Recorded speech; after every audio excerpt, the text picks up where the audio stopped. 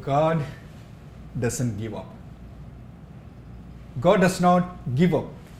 Each day of this week, we have been reading about God's creation of the earth and everything in it, as recorded in the book of Genesis.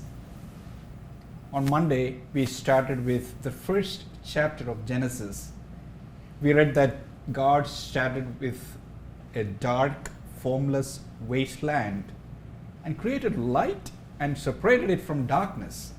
When he saw his work was good, he moved on to creating the sky, the oceans, and the dry land. And seeing how good all that was, he created plant life for food and the sun and the moon and the stars to govern day and night and seasons. Finding the plants and the conditions for growing them good, he moved on to animal life, fish in the water and birds in the sky and all kinds of animals on earth. And finding them good, he told them to be fertile, multiply.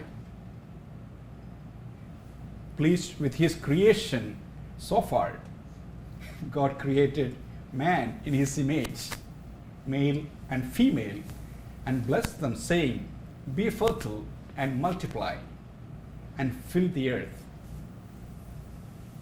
The Lord gave this order: "You are free to eat from any of the trees of the garden, except the tree of the knowledge of the good and evil.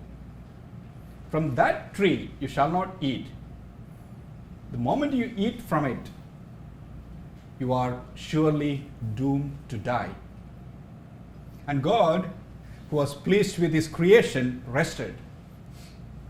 But what did the man and his wife do? We all know that what they did. They went for the forbidden fruit, breaking their connection with their God. Imagine how displeased God must have been when he saw them covering themselves and hiding from him in the garden, claiming they were afraid. And then the man blamed the woman, and the woman blamed the serpent, and God responded with justice and with love.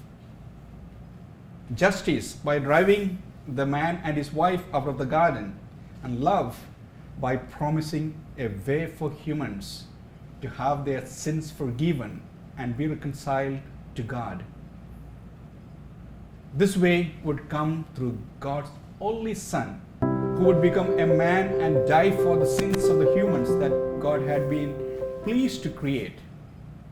And in today's gospel, we see this Son, Jesus, on earth, healing humans as he proceeds to his death on a cross to fulfill his Father's promise. In the psalm, we see a person who feels blessed to have his sins forgiven.